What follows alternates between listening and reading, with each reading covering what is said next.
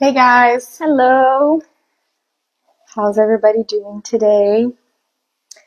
Welcome to second episode of Nursing Conversations. Um, if this is your first time here, my name is Jessica. And my name is Claudia. We are Brazilian nurses, and we have been in the States for almost 5 years now.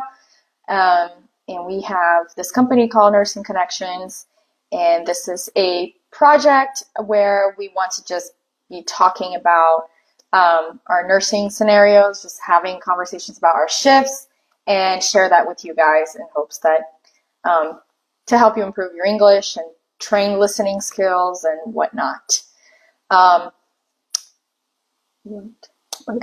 Yeah. So while Claudia fixes the light situation, just going to keep talking to you guys while more people come on. Last time, there's a charger over there. Last episode that we did, we wound up having lots of good feedback from our nurses saying that that they understood all of it, or if not most of the conversation, that didn't have any issues.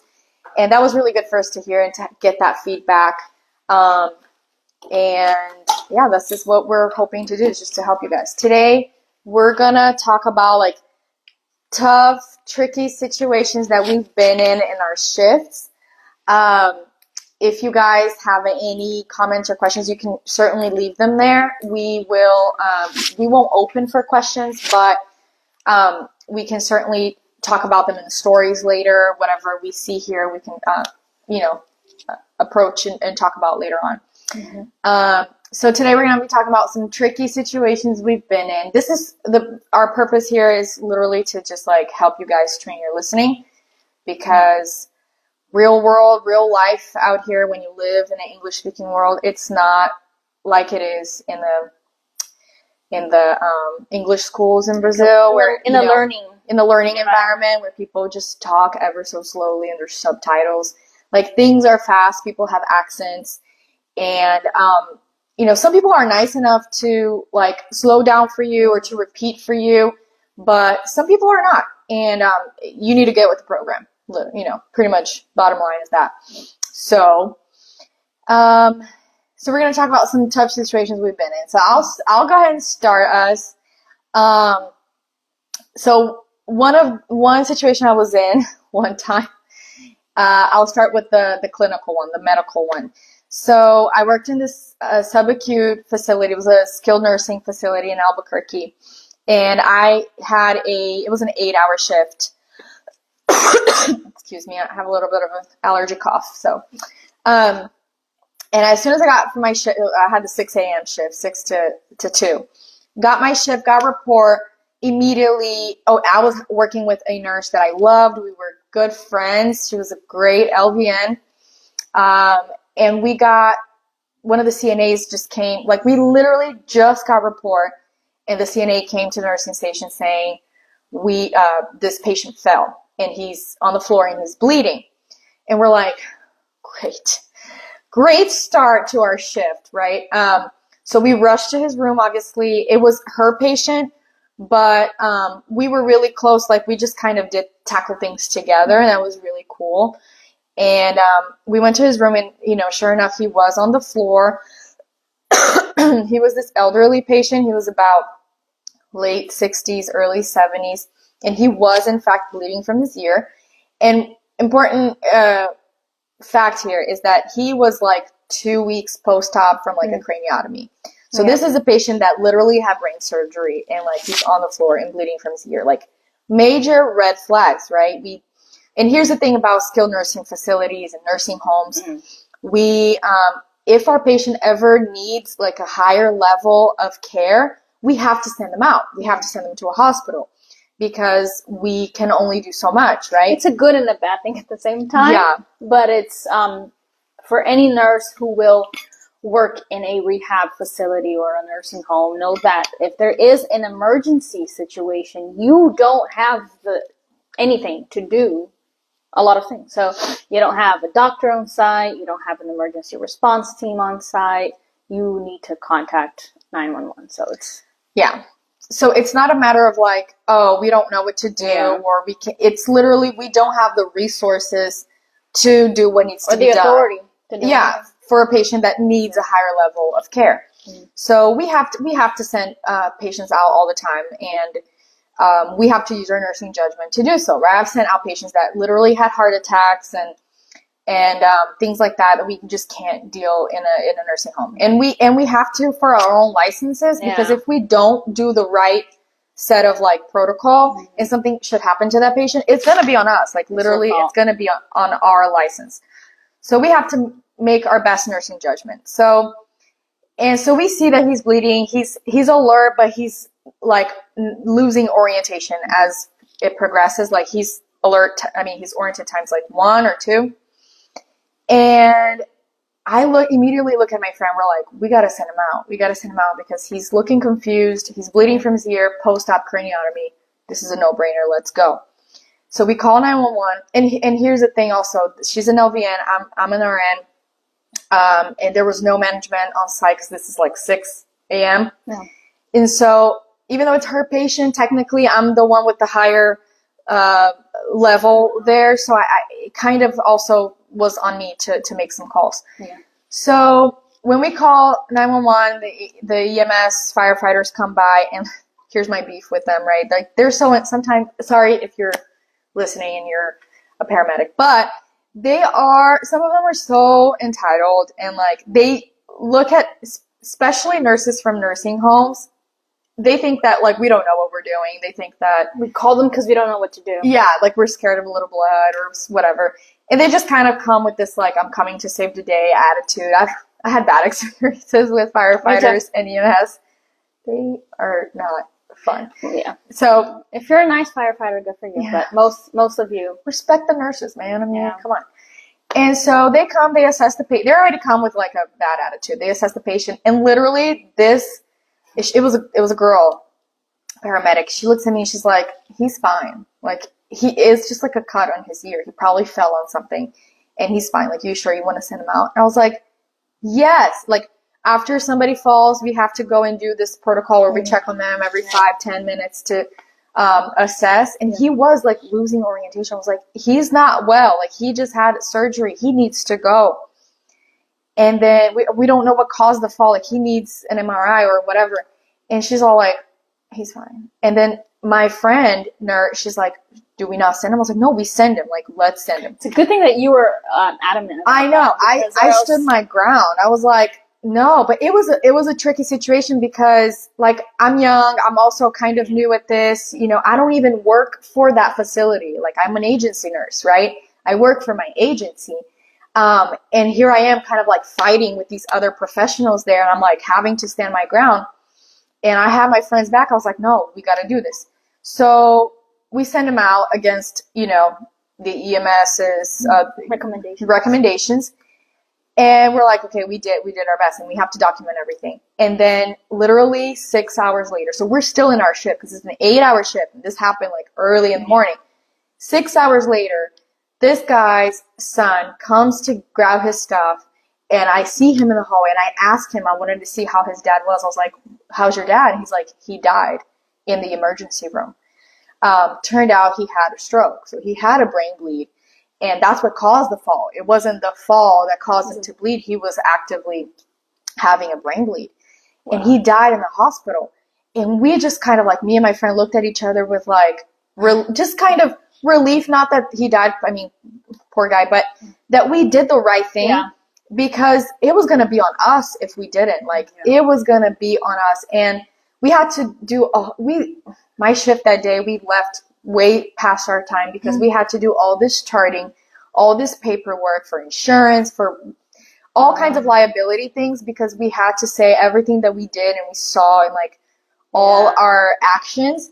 Because, you know, everything has to be documented. Yeah. Because he's in a nursing home. Like, how did he die and all that? So if we had not sent him out, like, it was going to be just bad for all of us. Like, why did we not make the right call?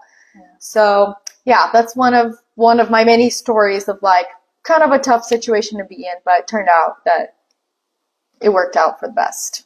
Yeah. Tag, you're it. My turn. I will. I'll choose just a few.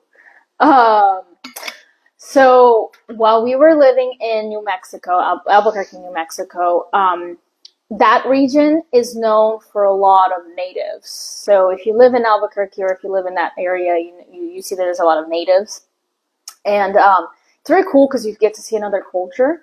But they have some people still speak the language, the Navajo language. Some people don't even speak English that well; they just speak their dialect. So, but they're fortunate because they have all their community. But I remember I worked for a good period of time at this also nursing home, this facility that I was on an afternoon shift, right? So I'd be at from 2 to not 10, 2 to midnight, pretty much. All hours of the night. And there was parts, most of the things from that shift is not good, but there are good things about it. Like there's a certain time that management is gone. So it's like, if you work nights and you enjoy not having management there, it was on a shift where there was no incidents, it was a good thing, but on shifts where there were incidents, which was 9 out of 10 times, it sucked, right? So I was there, and it was like probably 8 p.m., maybe 7 p.m., 9 p.m., whatever. I was probably charting, and there was an admission. Classic. Like always. An admission comes, and they're setting their stuff up. It was an elderly woman, and obviously it was on my area. And they were setting her stuff up in her room, and then the family comes and says, okay, so who's the translator? And I said, what translator? And then the family member said, well, on admission, we spoke with the administration of this facility, and they assured us that one of a staff member spoke Navajo and could translate because my mom, or I don't know if it was a father, I think it was an elderly woman, doesn't speak English. And then I said, no, I don't speak Navajo. No one here speaks Navajo. So they wanted me to be translating on a language I had never heard of in my entire life. And then I said no. And then they took her out. And I said bye. I can translate Navajo, and then it just left? I think they left. I don't remember. Great. Or I don't know if maybe they waited until the next morning. But I don't remember her staying because they're like, well, we're not going to leave her here if she can't communicate with the nurse. And I was like, sorry, they lied to you. That's a funny story. I've worked in places where they had I think we used like an iPad or something that had... Yeah, no, that place was... that we could get like automatic translation. They should have. Yeah. But the facility, maybe one of the techs, maybe a CNA spoke. I do remember there was somebody that I think her heritage was. So maybe that's who they were thinking of. Like, yeah, there is somebody who could. But I don't think this person was on shift that day. Like they should have checked. When is this person going to get admitted? We need to have a person here on that specific shift. But they probably didn't do their job, and I guess who was responsible for it? The nurse. Nice. Yeah. Okay. They had speaking of that, well, that's for another day, but they had some things about, like this specific culture, they can't do a certain amount of, certain things such as even be in the same room with, when there's a dead body or something in the patient. I remember a CNA that she couldn't be. She just had to be with the patients that could never, that not hospice or like DNRs or anything because she could never even be in that room or something like that. But anyway, fun little fact. Another quick story of like a tricky situation I've been in. I don't know if you remember this, but I worked in this same facility. It was a facility I worked at a lot in Albuquerque, and it was a skilled nursing / nursing home. And so I'm an agency nurse, right? But I'm there constantly. I'm there 4 or 5 times a week. It was an 8-hour shift, so I would pick up a lot. And even though I'm agency, I'm basically their staff, right? Because I'm there all the time. Yeah.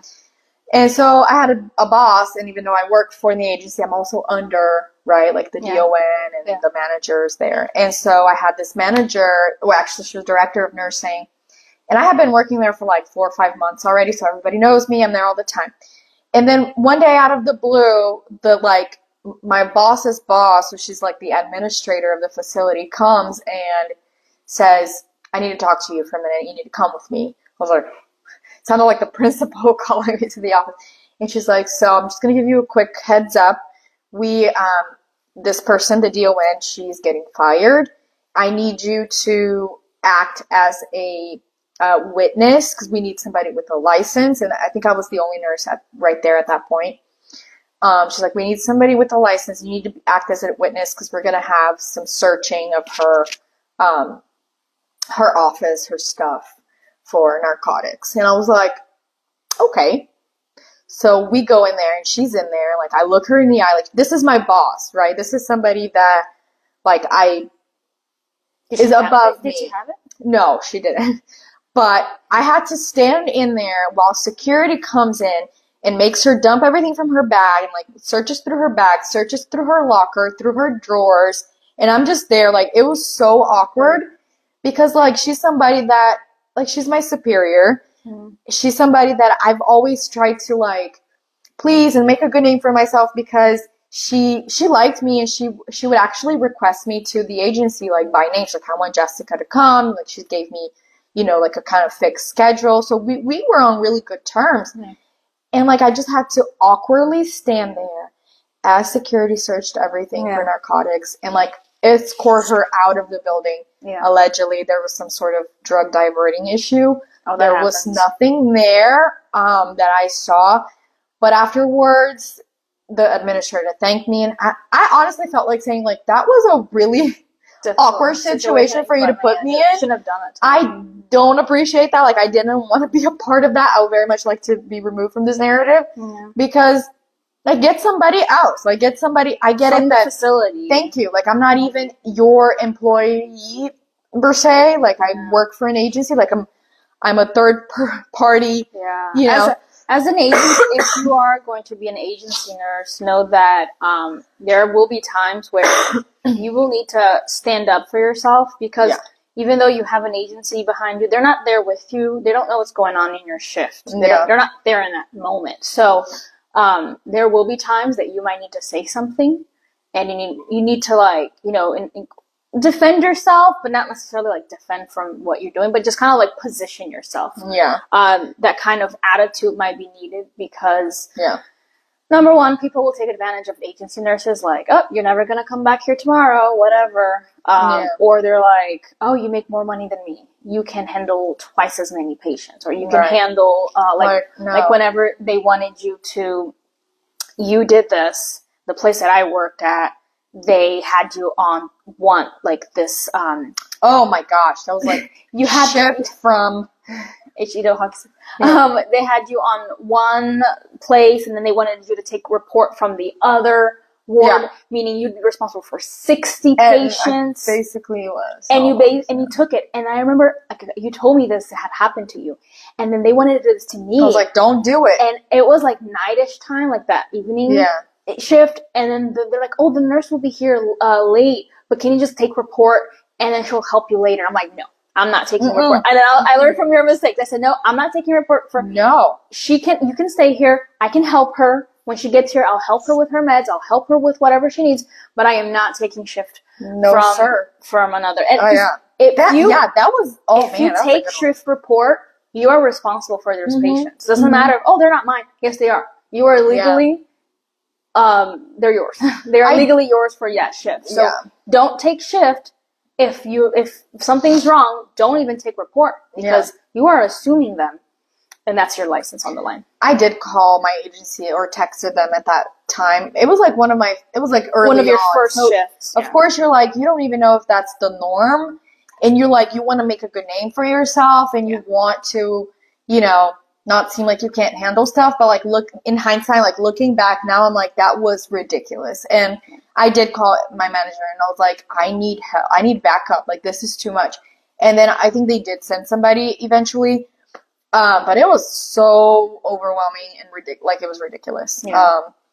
And definitely don't do that. But with the whole drug diversion thing, but this happened. I should have yeah, I should have could've- probably told her, could've said, look, like, I really don't feel comfortable with this situation, but it happened so fast. You don't know what to do. And Yeah, she's yeah. literally like the administrator of the Yeah. whole thing. Like she's my boss's boss. Like Yeah. it's hard to say It's hard no to know. to someone who's Yeah. that high above Yeah. everything. Like what do you say? Like, Yeah. oh no, like especially being an agency nurse, like Yeah. you definitely want to be a team You player. wanna And say- you definitely want to. You're definitely a pushover.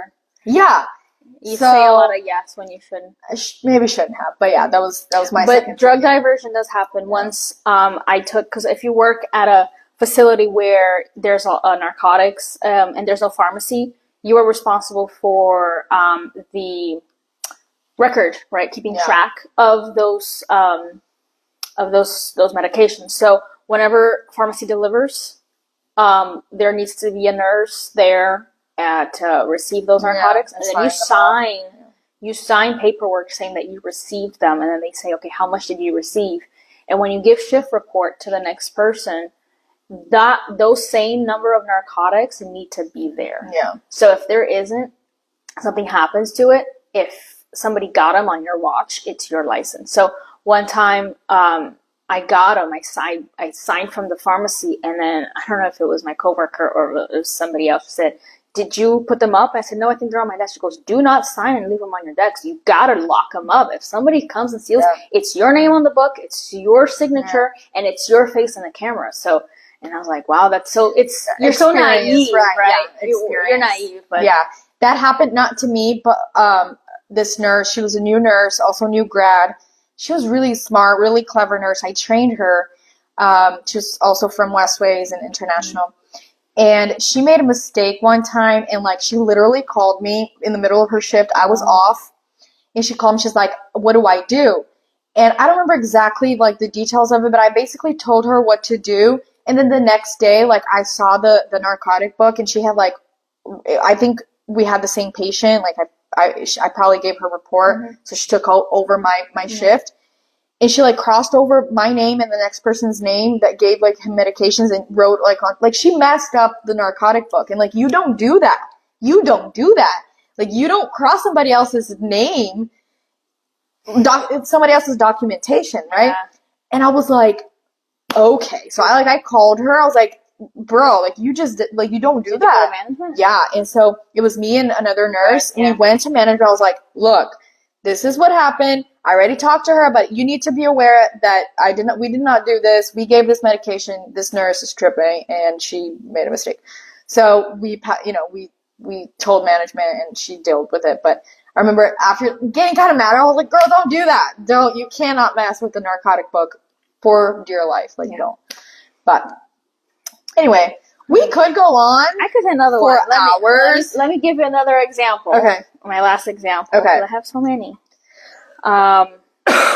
So if you work if you work in a nursing home or a healthcare facility there's no doctors there, you might need to make some calls, like literally a call, but you might have to make the call to do something. Okay, so you know about this is the patient that it was a day shift. I was there 12 hours. It was already day shift, so management was there, like mom and dad are home, and the physical therapist was with the patient, and he called me and he said, I was with this patient yesterday, and he was talking, speaking, walking fine. Now his speech is slurred. He's starting to have a droopy smile. He's not being comprehensive. I think something's up. So it was actually kudos to the physical therapist. He's the one who kind of like noticed it, because I wasn't in a room. I was, doing my 100th billionth thing, probably at 8 a.m. And so I went to see him, and then I said, okay, yeah, he's probably having a stroke. I don't want to keep him here. And usually management has meetings like early in the morning to begin the shift or something. So I remember you knew when that was happening because all the managers were in one room, and it was like, do not bother. It's like, leave him alone. And then I was like, do I interrupt the meeting or do I make the call myself? What do I do? But then something told me, thank you, Holy Spirit, just barge in it's life or death situation. A patient having a stroke, I'm pretty sure they'll forgive you. So I barged in, I knocked, but I barged in, and then I said, and it was the DON, the director of nursing, like 3 nursing managers, the administrator, I don't even know who else, maybe the doctor, I don't know, I don't think the doctor was there. But I just said, hey, I told them the whole situation, and I said, the patient's having a stroke. And whenever you call 911, there's a lot of documentation that needs to be filled out, which is kind of ironic because if you're calling 911, it's kind of an emergency. So why would you have time to fill out paperwork? Not very lean, not very practical. Yeah. But and then I said, well, there's all this paperwork I got to fill out. What do I do? He goes, just forget about paperwork. Just call 911. We'll figure out the paperwork later. And I said, you got it. You're the boss. Don't forget you told me this. There's like 5, 6 other witnesses. So we ended up calling 911. Yeah. And a lot of times too, like in a facility, this particular DON, like she would not want us to send anybody out without telling her, without letting her know. Even if it was in the middle of the night, she's like, call me. I need to know if people are going out of the facility for because something. they're charged. You need to let me know. That, right? It's because they're charged. Yeah. One time I did call a patient. It was because he was having, I think he was having chest pains, and the management called me the next day. She goes, we have, I think, what was it, baby aspirin, or we have sublingual. Yeah. You could have. I was like, no, I did not know this. I didn't know that you have this. So she's like, next time, don't call 911 just because of chest pains. Well, I was like, again, protocol. Nighttime. Oh. Not at 8:00 at night. I'm by myself. New nurse. Probably 1 month into working. Yeah. What am I gonna do? Keep him there? No, but even you do call 911. Like the protocol, you do give aspirin though. Like when you call 911, they do. Okay, chest pains. Okay, did you give them aspirin? So normally you would say yes. I just did. Okay. And what's their pain level now? Like, what's their vitals now? And then they still come anyway. Like, so you give aspirin, but they still should come anyway. At another place I worked, that you also did, the supervisor, she would actually automatically, she was like, okay, we're going to give him already 3 baby aspirin. So she was already, but I mean, I wasn't making the call, so that felt nice because it was somebody else's, call. But, those are very stressful situations. Yeah.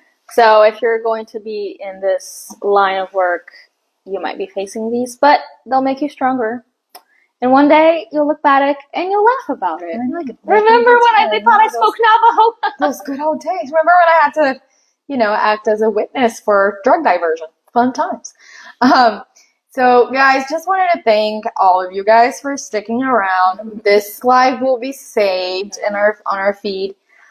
We'll let y'all know our next Nursing Conversations episode. Let us know in the comments topics that you guys would like for us to talk about. We could talk about basically anything under the sun, literally. So, and we could do this for hours, but our time is up. We do want to keep it short and sweet for you guys to just be able to listen to when you are driving or doing the dishes or whatever, so you can train that listening. And let us know in the comments what the next topic you guys want us to do. And we do have a lot of projects for this specific subject. We do have a lot of plans on what we do. I know some people would like to have subtitles, and we do want to have that maybe in the future. Maybe, in very near future, but something that we definitely like. We already like talking about nursing experiences, and maybe you want to talk to somebody about too. So send in your stories. If you have a funny, bad situation, send it over. You're not alone. All right, you guys. Catch you later.